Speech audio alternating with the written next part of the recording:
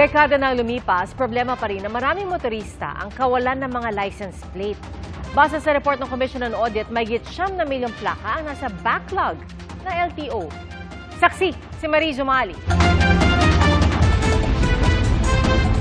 2016 pa nabili ng tiyuhin ng rider na si John ang pampasahero niya motorsiklo. Pero 8 taon na ang lumipas at naluma na ang kanyang motor, pero hanggang ngayon wala pa rin siyang plaka. Kaya nagkabit na muna raw siya ng improvised na plaka. Kinakabahan po kasi matitikitan po. At hassle din daw kung mapagdesisyonan na niyang ibenta. Mai-dispose yung motor ng walang plaka. Mahirap ma'am kasi hahanapin yung original plate nito ma'am eh. 3 buwan lang daw at makukuha na ang plaka. Ang pangako naman kay Freddy nang bilhin ng kanyang motor. Pero 3 taon na ang nakalipas, wala pa rin ang inaabangang plaka. Pangamba rin niya masita na may kasamang multa bukod sa dagdag na abala. Baka kasi po masita, malaki po ang penalty pa ganun. Abala po ma'am eh. Bakit? Kasi po, tinga po yung biyahe. Tapos yung kinikita, hindi naman po ganun kalaki yan. Ang problema ni na Freddy at John, problema rin ng mahigit 9 na milyong rider na hindi pa rin nakakakuha ng license plates para sa kanilang motorsiklo dahil sa backlog sa motorcycle plates as of December 2023. Ito ang puna ng Commission on Audit sa LTO sa kanilang audit report noong 2023. Iba pa yan sa halos 1.7 milyon na pares naman ng motor vehicle replacement plates na hindi pa rin nagagawa kahit na nabayaran na sa halagang mahigit 763 million pesos noon pang 2015. Sabi ng LTO, kung tutuusin, malaki na raw ang nabawas sa backlog na dating nasa 13 million pag-upo ni Assistant Secretary Vigor Mendoza bilang LTO Chief.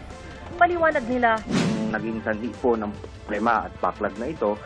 Noong 2014 po, nagkaroon po ng problema sa bidding ng LTO, nagkaroon po ng kasuhan, nagkaroon pa po ng TRO. Naayos lang po ito sometime 2018-2019. And then another problem came po. Nagkaroon naman po ng TRO sa Manila. So, nagpatong-patong po ang ating backlog. Paniniguro naman ng LTO, hindi muna manghuhuli sa mga hindi pa nai-issuehan ng plaka basta't makapagpakita ng sales invoice at ORCR. Noong August 2023 po, nag-issue po ang LTO ng memorandum on what to do sa mga walang plaka po. Hindi po ito huhulihin. Pangako ng LTO kay Pangulong Bongbong Marcos, tatapusin nila ang problema sa backlog sa mga plaka sa June 2025. Kaya titriplihin pa raw nila ang kanilang effort para maabot ang target na ito. Nag-procure po ang LTO and DOTR po ng finished plate na po para po sabay po ang production. Habang gumagawa po yung aming planta, gumagawa rin naman po yung winning bidder po.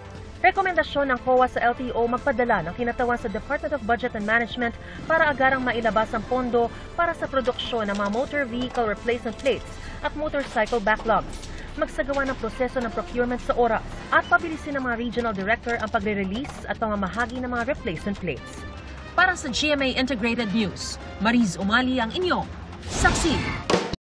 Mga kapuso, maging una sa saksi.